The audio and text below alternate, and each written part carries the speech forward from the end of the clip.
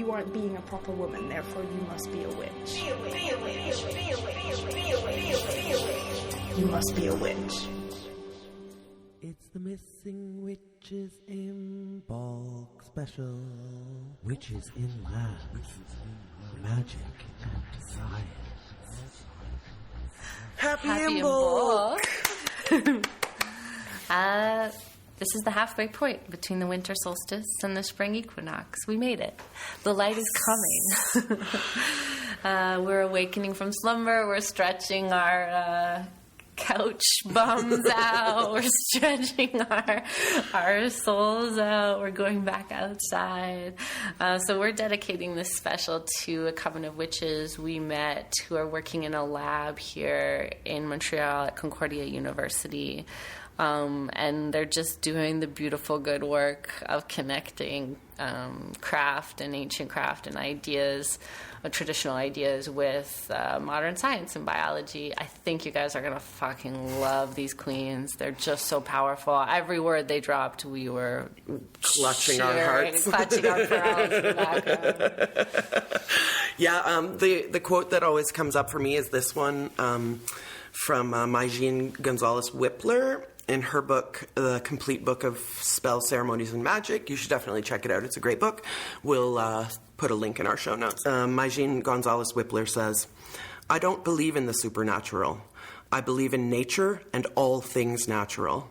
Everything that happens in this world always happens through natural channels and in accordance with the immutable cosmic laws.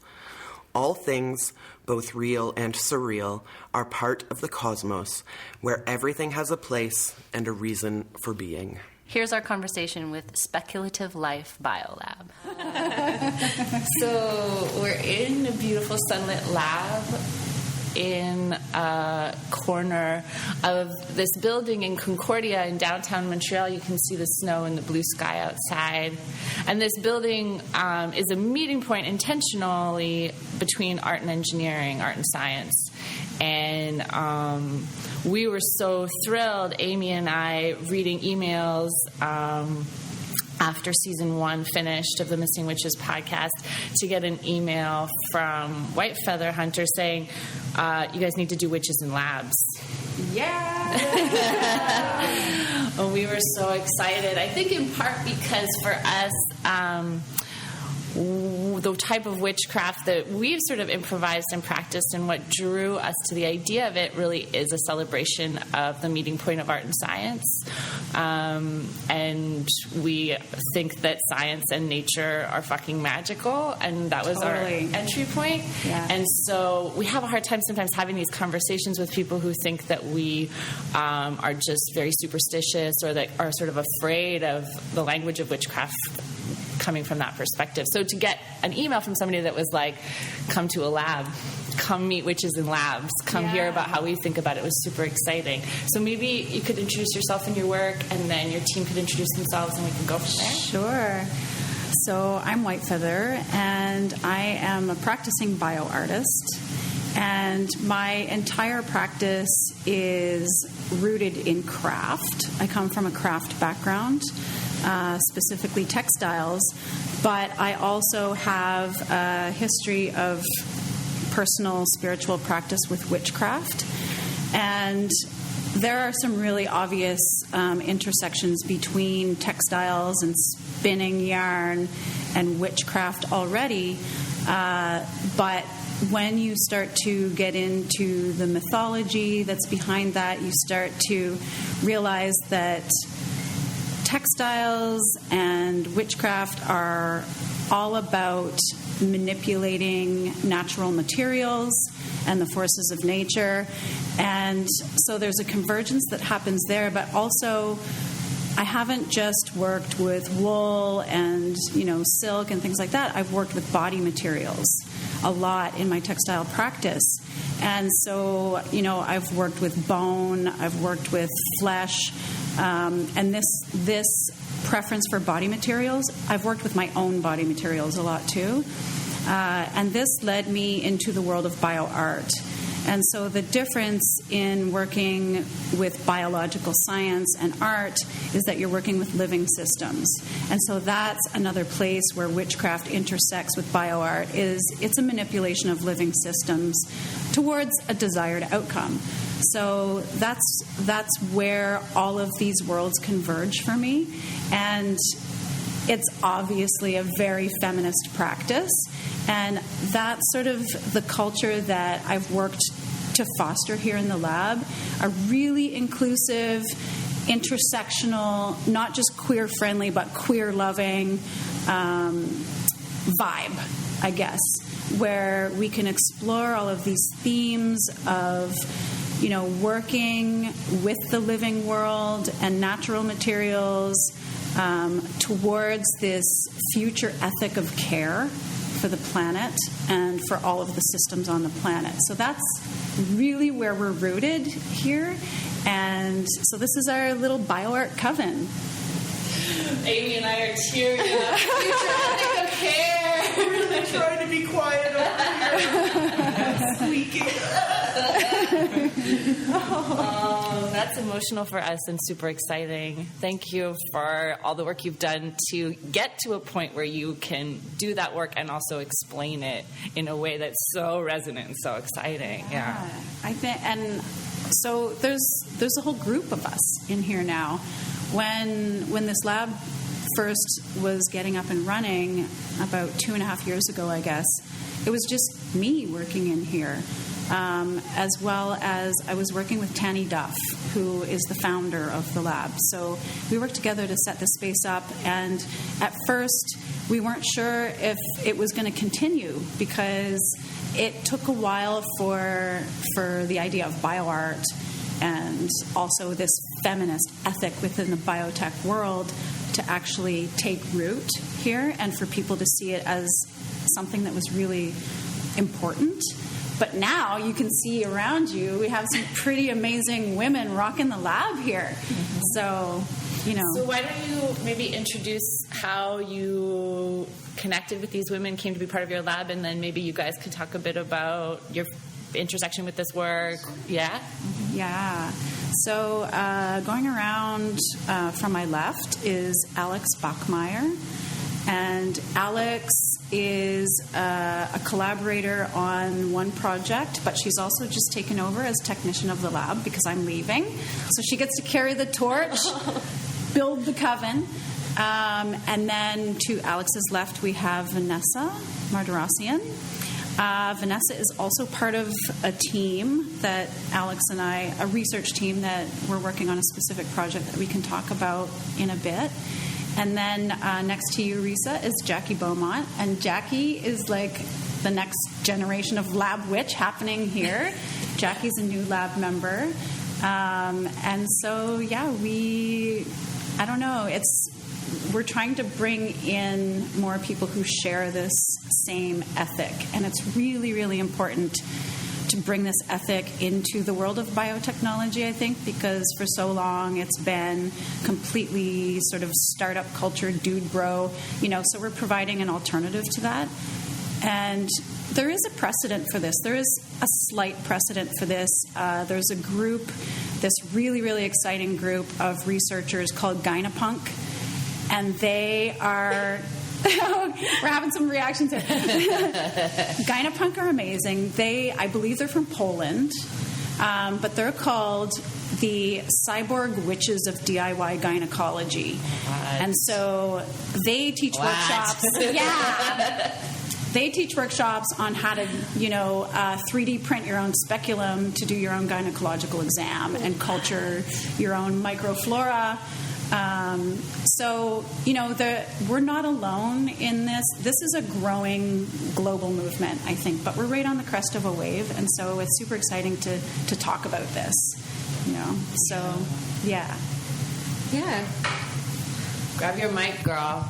Get into it. Hello. Why this lab? Why this work? Also, hi. Hello. Hi, Alex. Hello. Yeah, I guess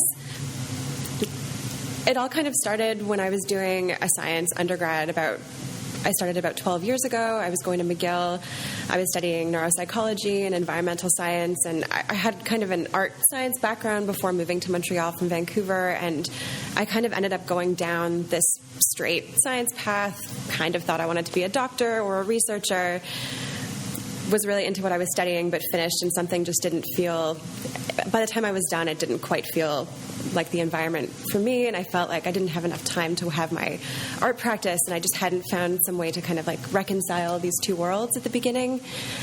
And then took some time off, and then ended up kind of enrolling in an art program at Concordia. So then I came here to study computation arts, and I was doing electronics and installations, but also started working with textiles. But it still felt like there was something.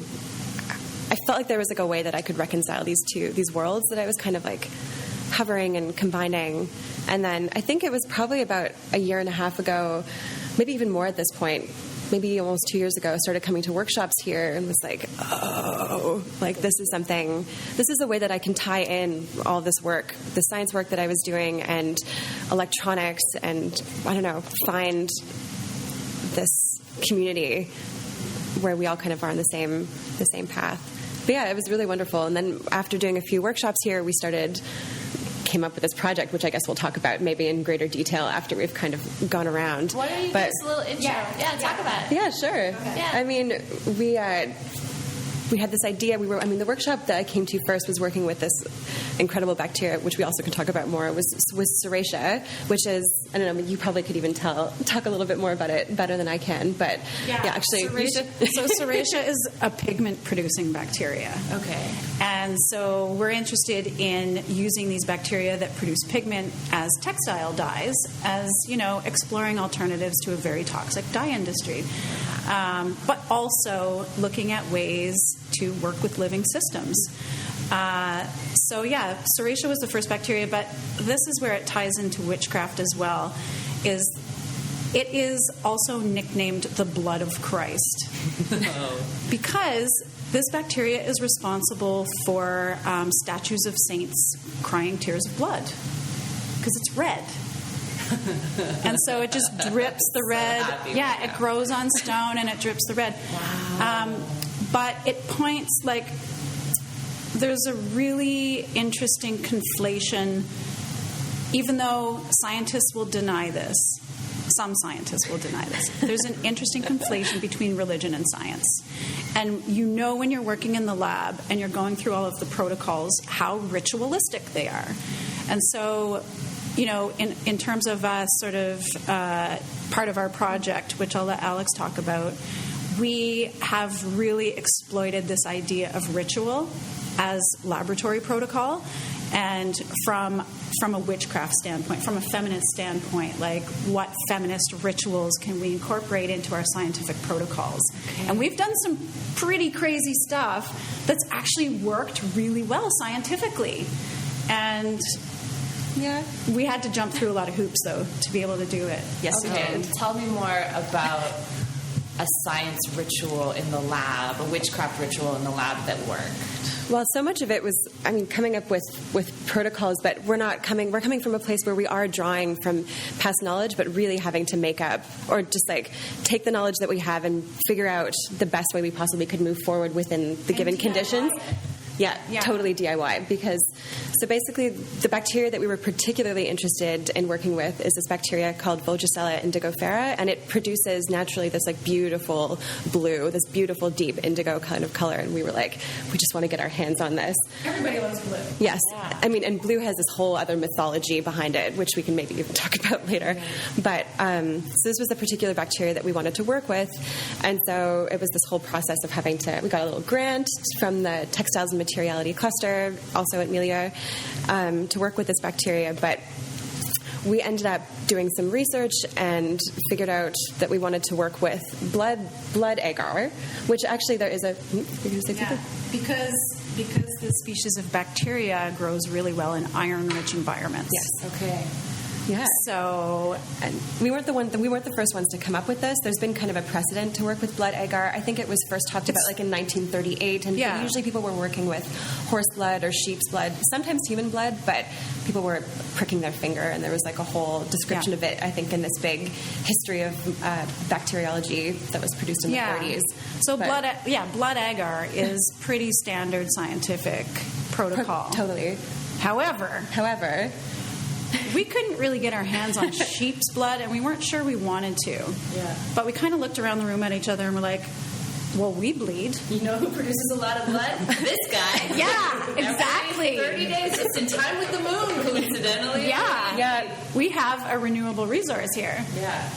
So we tried it out, and we developed a protocol for menstrual blood agar plates, and our iron-loving bacteria thrived.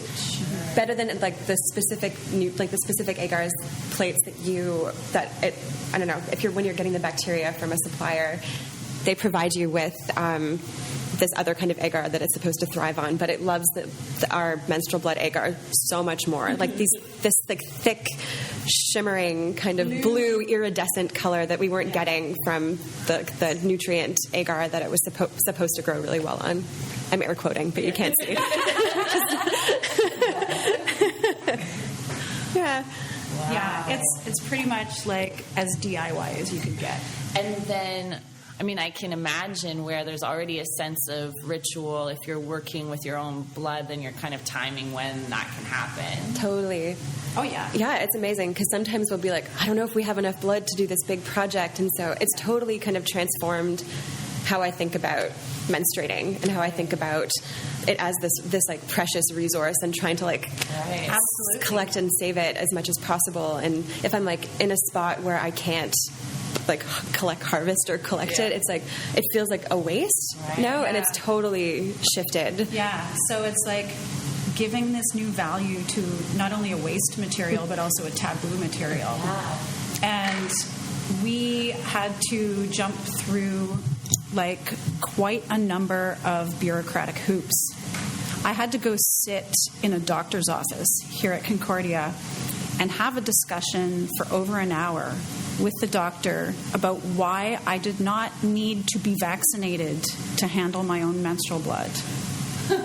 They wanted me to get a hepatitis B vaccine, which is like, okay, if you're working with other blood, Sure, public samples of blood, maybe. whatever, yeah. But I was like, wait a minute, I can go down the hall into the bathroom and handle my own blood, and there it's not considered a biohazard. But here in the lab, it's considered enough of a risk that I have to sit in this office with you and argue about why I don't need to get a shot. Yeah.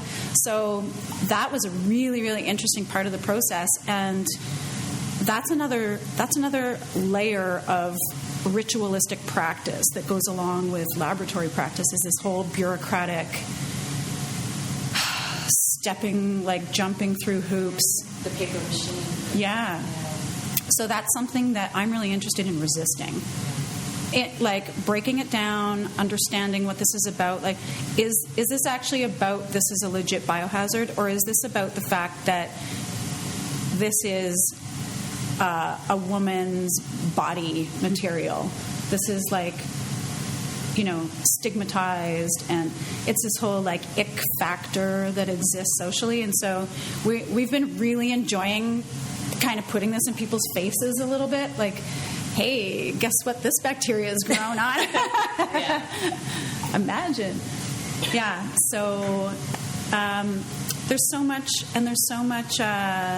spell work that's already been done using menstrual blood, and it's something that has been known throughout history as containing this life force.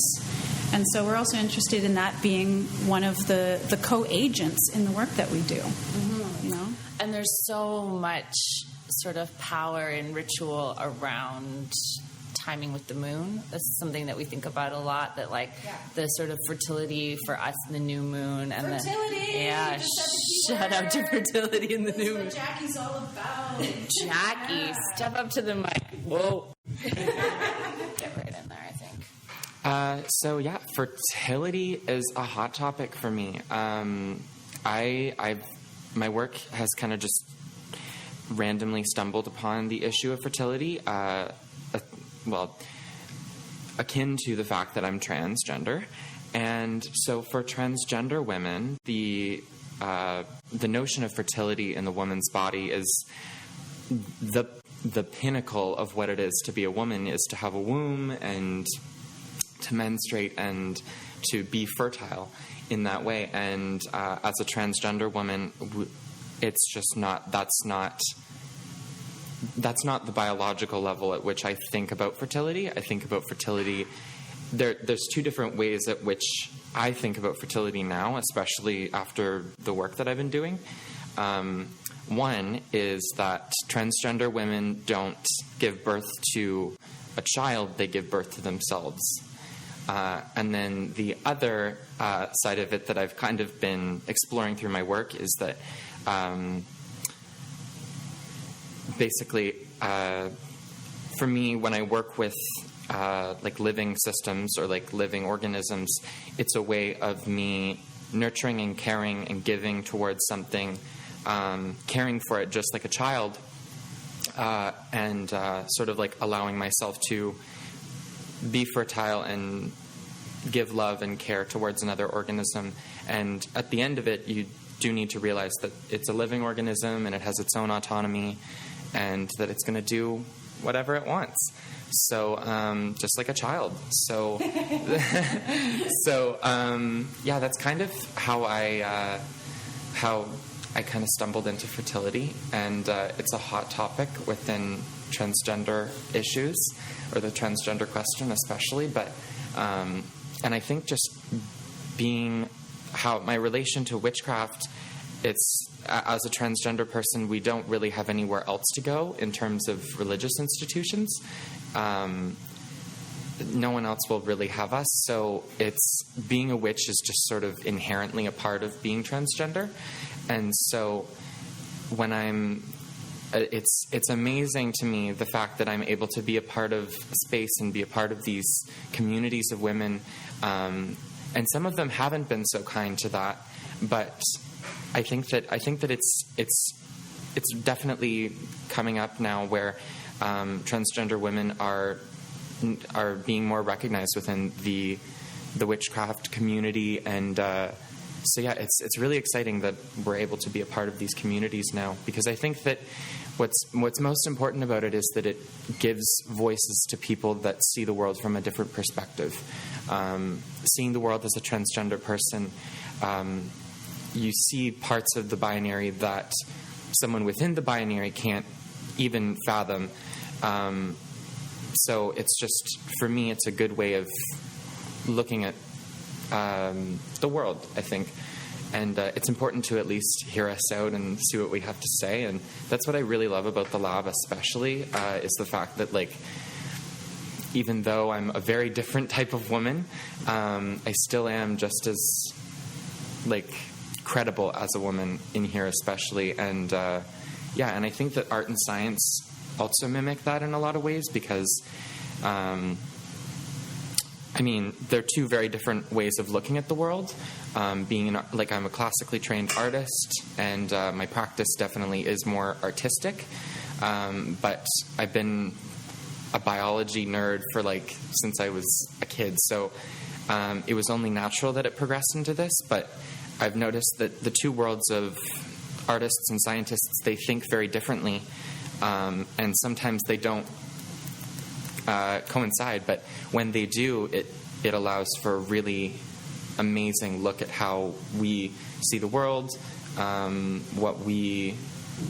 just issues in the world. I think that it's important to look at these perspectives and sort of listen to these voices and see what they have to say. You're touching on something that is also, it's an inherent part of the ethic of this lab. We're working with incubators in here, and essentially to encase and embody and nurture and care for living systems. And, that is an expression of empathy and care And these perspectives, and also the notion of queering science and adding these multiple perspectives is something that is critically important to the world right now, because all of this hyper-categorized thinking and binaries have led us down this path of destruction for the planet that we have to do something about. And we can only do that by looking from the perspective of the microorganisms, looking from the queer perspective, looking from the transgender perspective. Like, these are all really, really valuable forms of knowledge that need to no longer be disregarded. And for me, that again comes back to witchcraft, because witches are sort of the original bio-influencers.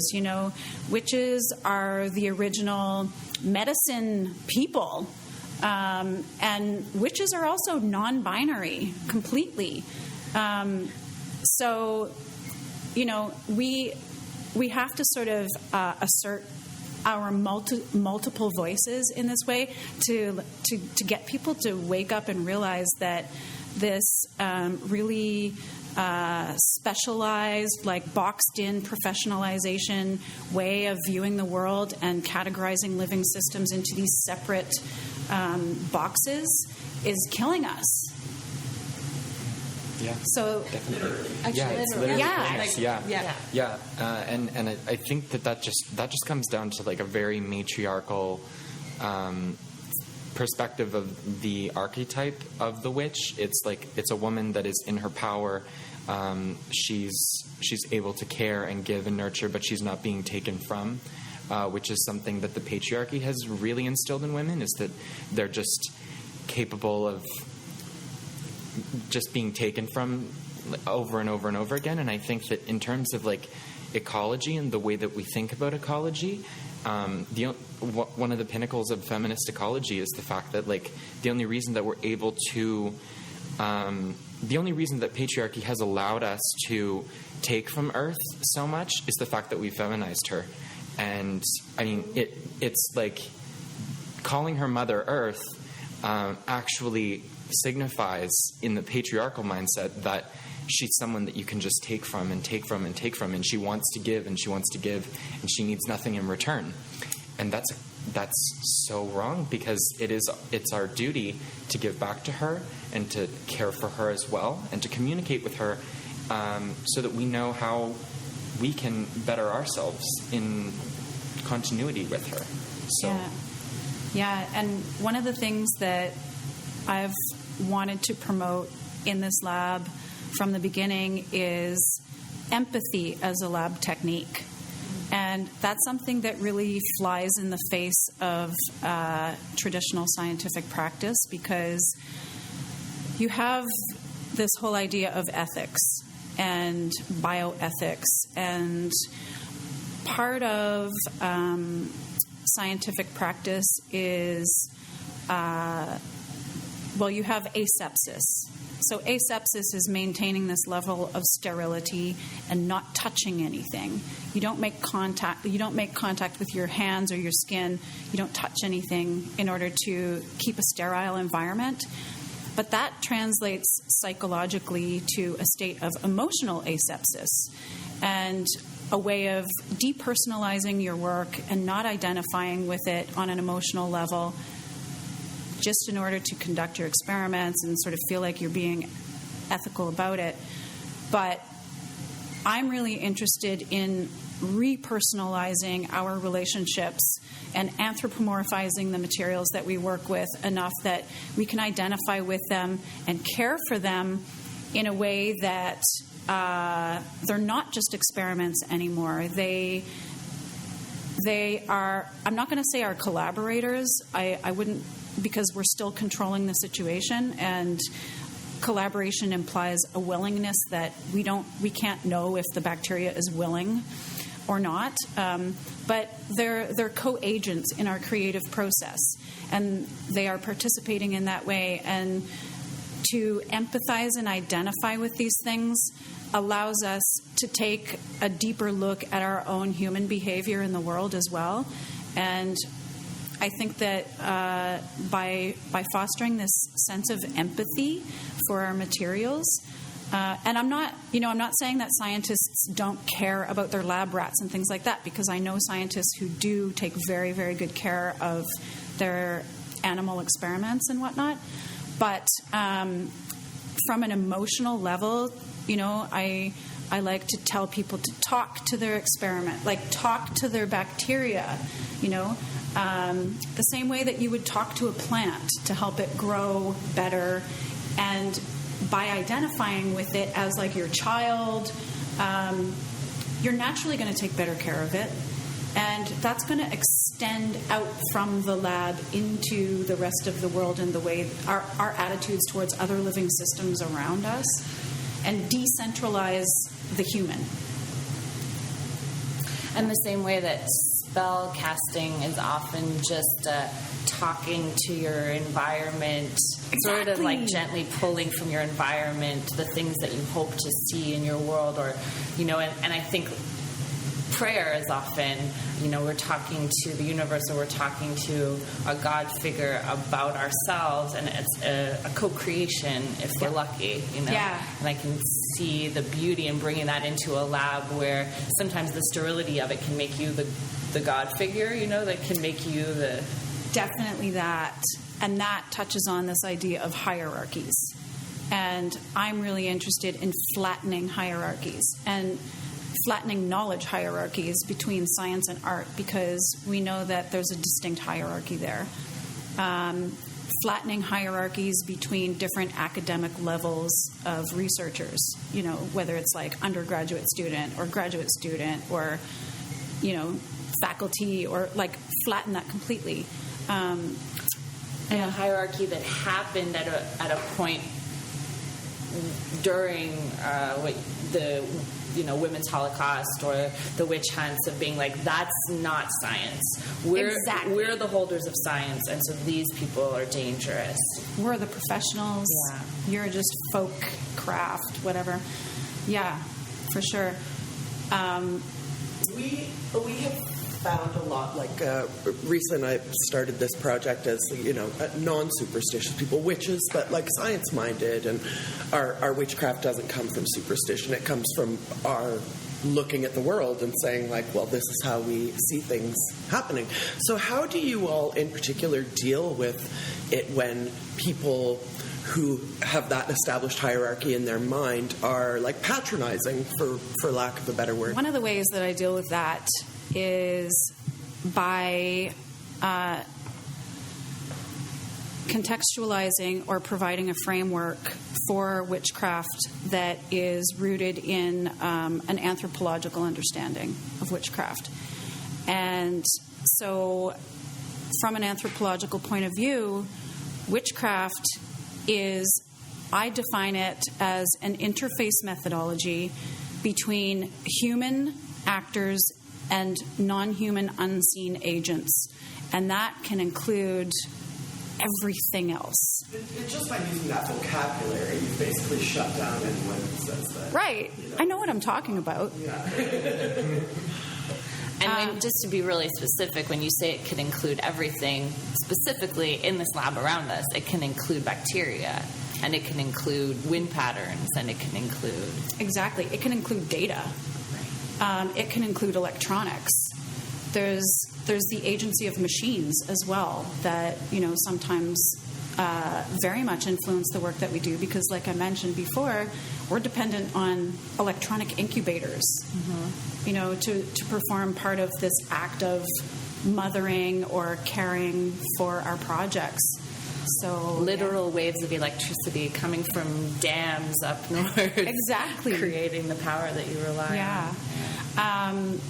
I like to refer to one author in particular who has been really influential in my thinking about my work with living systems and unseen agents as well, and that's Jane Bennett. And Jane Bennett has written a book called Vibrant Matter, and it's sort of a new materialism perspective, but it is acknowledging exactly that, the infrastructure that exists that's behind all of the materials that we work with, as well as all of these little forces that are happening. And so I think the witch, that's what the witch is already acknowledging.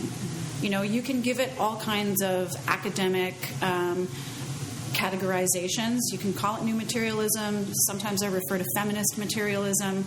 But essentially it all comes back to what witches and artists and queer people have been doing all along. You can also call it political economy, right? Like it's looking Exactly. at the sort of social, economic, and material structure that is unseen and is supporting all of our sort of cultural choices. Often performed by women.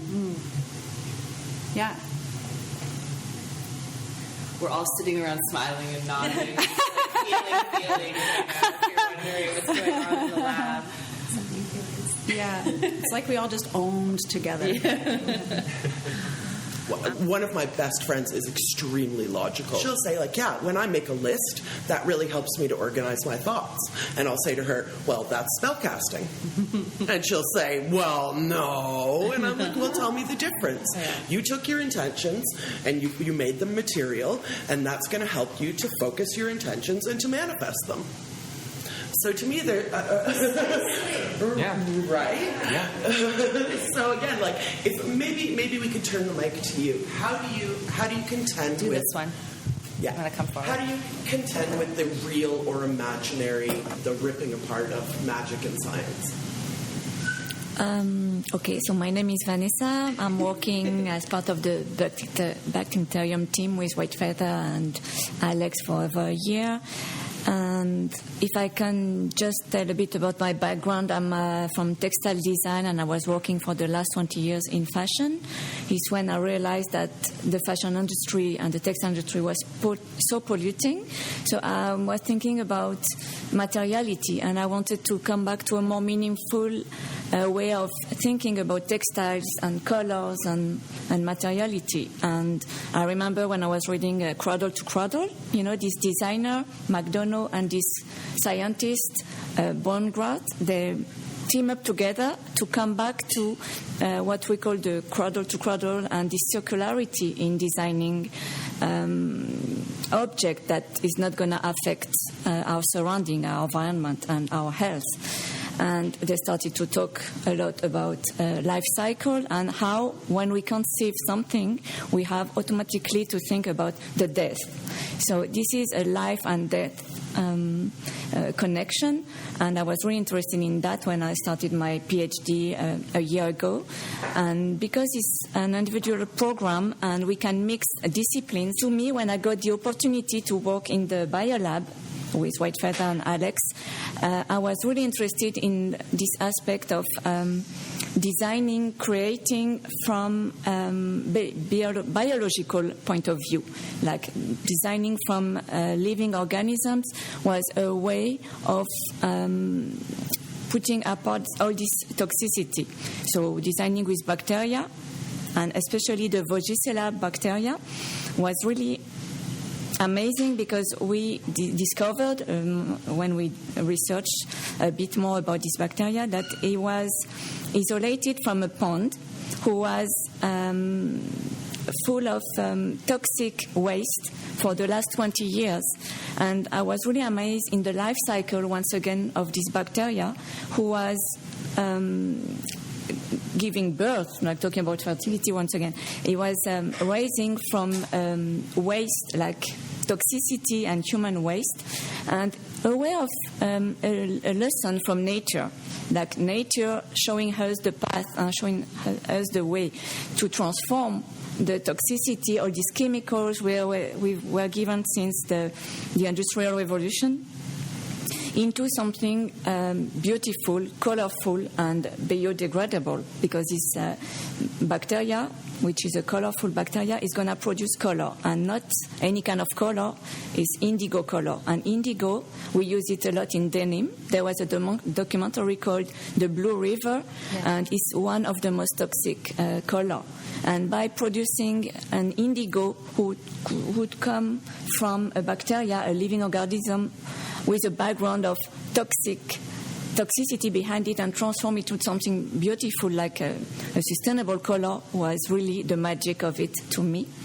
And when I started with this team and we started to discuss about protocols, recipe, and I got really, really excited about it, and I make the link with everything you were telling before, like about fertility. You know, like we call it within the team our babies. So the babies are growing, and we got so excited because when you go to, you know, like you go to buy a T-shirt or any kind of clothing, like there is no value. You know, you pay for very cheap, but there is no value. Is why we're talking about disposable fashion these days. But when you understand the process of it, and it's why also in my research I like to talk about the transparency of the making, how what you wear is coming from, how it is dyed, which kind of chemicals or not chemicals, which kind of processes, which kind of craft, and so the clothes you're wearing, there is a bonding, a bigger bonding, and there is more value in what you wear. And once again, I'm talking about life cycle, but you know, all this problem of disposable fashion produce a lot of waste, and this waste is very difficult to eliminate. So if the color you're using, like in that case indigo ferra, could be in a way biodegradable, is a way to improve, you know, to respect our Mother Earth, like you were saying before. And the other thing is when we decided to do this blood agar recipe, menstrual blood agar, our witch protocol, I was really amazed because during my research, of course, we all know I'm not going to teach anything about that. The only thing with growing and growing, because resources, natural resources are really lowering a lot. What is growing is population, you know, human beings. And human beings can produce materials. So natural materials, biological materials like hair, like pee, poo, blood. Which again comes up all the time in like various forms of witchcraft. Is like basically anything that comes out of your body. Yeah. It's like a magical. Exactly. So it was amazing to think that way, and in that way, materiality, witch, art, and science all meet up in this biolab and make a lot of sense to me. And to come back to, just to like bring this back around to what you were asking about, you know, how do you sort of address the patronizing or what have you? This is Vanessa's PhD research. And, you know, this is really legitimate academic research. I'm about to head off to do my PhD in bioart and biodesign, and part of the reason I'm going to do my PhD actually is just so I can call myself a witch doctor.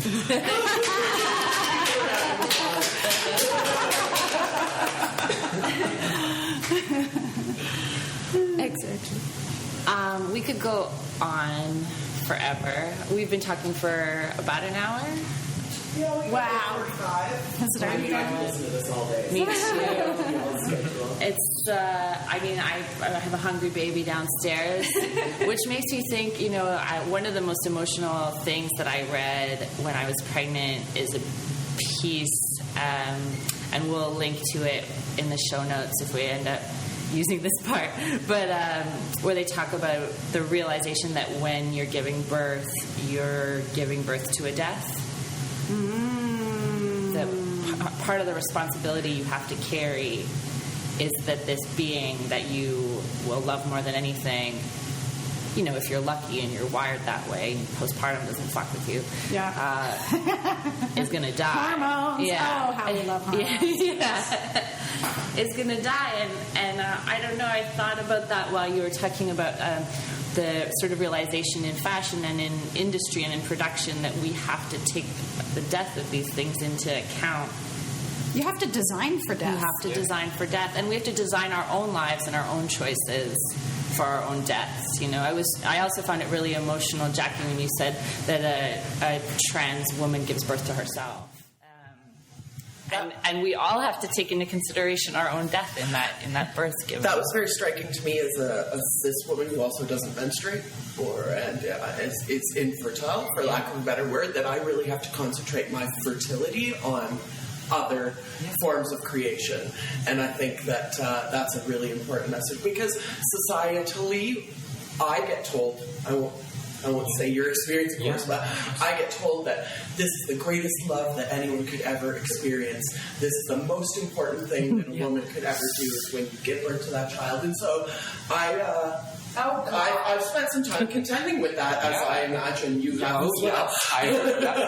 You know, but one of the best things that one of my dearest friends again said to me was that you've taken MDMA, you felt the greatest love of all. You don't need it, you know, because we have to end everything with a joke. But the point is that there are so many different ways of being fertile in this world, and if you want to talk about that, please do. And creative, like that is obviously where I conceive of what I conceive is in a creative sphere. Yeah, no, definitely. And I mean, like if you've ever received an email from me or a letter, I always sign off fertility. That's like the last thing I always type, because I think fertility can. And my mom actually was like, "Why do you sign off your emails like that?" And I was like, "Well, in my mind, fertility has so many different forms at which it can come to fruition in your life, and I think that wishing fertility upon someone in any form is the greatest wish that you can possibly give to someone. I mean, fertility could be a fertility of life. It could be a fertility of prosperity in your life. It could be a fertility of happiness in any form that it takes. But I think that fertility is just something that everyone does engage with, and everyone just does it differently. And so much of the history of witchcraft and ritual is centered on fertility. Yeah. And death. Yes. But whether it be that sort of planting a garden and watching it grow with fertility, or planting the seed of an idea or watching it grow, or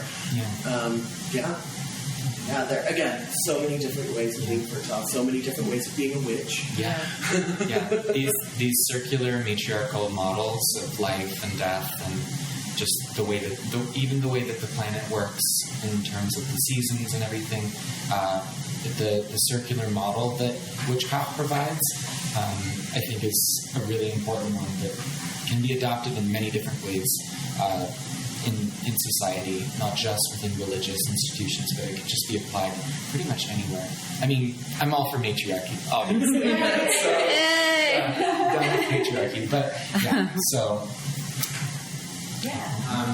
in terms of what you were saying about the light and all this kind of thing, Genesis was a project by Bartek Pack, where he took the phrase from Genesis that said, "Let man have dominion over the fish in the sea, the fowl in the sky, and everything that moves on this great earth." And he took this phrase, coded it into genetic proteins, and then allowed it in a viewing space. He developed this protein and allowed it in a viewing space on a UV light pad, where the viewer could turn on and off the UV light.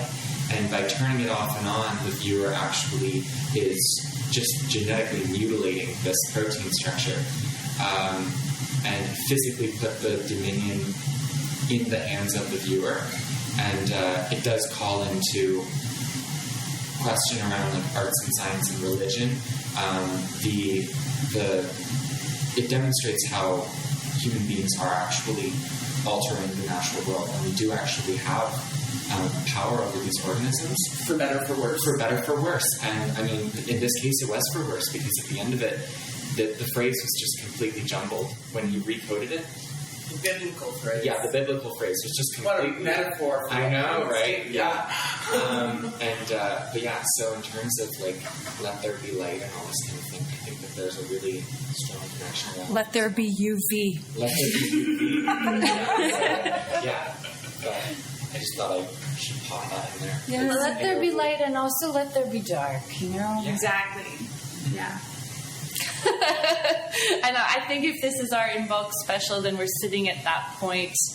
You know, Groundhog Day has some older origins around whether, you know, the witch who's washing her cape is making big storms, and whether we'll see if it's the end of the winter season or not, whether she's going to, you know, turn her, like, young spring-like face to us, whether the crone will reign over us for a while longer. We're in this turning point of of crone and maiden. So let's have both of them. Let's cherish our crones as well. I love that witch. We need it all. We might just hang on to the darkness a little bit longer. Yeah, take your strength from the dark and bring it into the light. Vanessa, I feel like you grabbed the mic and laid down some wisdom. It was really great, but we didn't direct a lot of questions towards you. And I feel like your stories are fascinating about finding that line from fashion into this lab, and maybe into identifying as a witch, or was that something that you had before, or maybe you don't have that now? No, it wasn't something that was in me that I knew about, but when I went into this experience, I get really excited into it because of these new opportunities to design from another perspective and create some protocols, recipes, writing every ingredients, measuring them to make sure, what we do is not an accident, but it's really like something we can redo over and over, and just being, a team of women with our little spell. What was our little spell? We had the cauldron protocol. Yes. Oh, can we show you our cauldron? Yes. Oh, yes. Okay, where's our cauldron? It's in the. Risa, do you want to do a description? Sure, I'll do a live narration. Oh, they rushed around. There's tiny, there's like a room full of sterile white cupboards, and they hovered around going, "Where's our cauldron?" And then they bring out a tiny black stone cauldron and put it on the table. It's this beautiful iron cauldron. Oh, iron. Yeah. Cast iron. Cast iron. So when we were imagining ways that we could work with this iron-loving bacteria, this pigment blue-producing bacteria, we're like, wouldn't it be amazing if we tried to grow it in actually an iron cauldron? And so I think we still want to try that with our menstrual blood protocol, but like within this cauldron and like culturing it there. And there's so much kind of cooking culture around using the cast iron, Absolutely. right? Yeah, this little bioart kitchen. Yeah, there are a lot of parallels to be drawn between the laboratory and the kitchen, especially when you bring witchcraft into it, and cooking and working with herbs and spell casting and all of these fluids. Our little cauldron was the very beginning of the first protocol that we wrote as a spell. And so, what was our motto? Was prophecies, not hypotheses. Yes. Yes, that's what it was. I love you guys. Yeah. And it was so tender, this moment with us all sitting around and just like, I can't remember who said that, but then it just fostered this lovely. It was a group emergence. Yeah. It really, I don't know. I felt like that was when we really felt cohesive together, and we were coming up with these little spells together. It was as a part of the process that we integrated into our protocols as well. I remember when we were writing and that have solid scientific underpinnings. Yeah. Thank you guys just infinitely for reaching out and inviting us to bring our questioning here, and for filling us up with your energy and your wisdom and your spells and your magic. Yeah. As our favorite internet witch gift maker says, I can hear the web singing from here. Nice. So thank you so much, and I hope that we can continue this conversation in maybe future episodes. But just thank you so much for having us. So definitely check out speculativelife.biolab.com. And have a safe and happy Imbolc. Happy Imbolc. We love you. You aren't being a proper woman, therefore you must be a witch. You must be a witch. The Missing Witches podcast returns Wednesday, March 20th.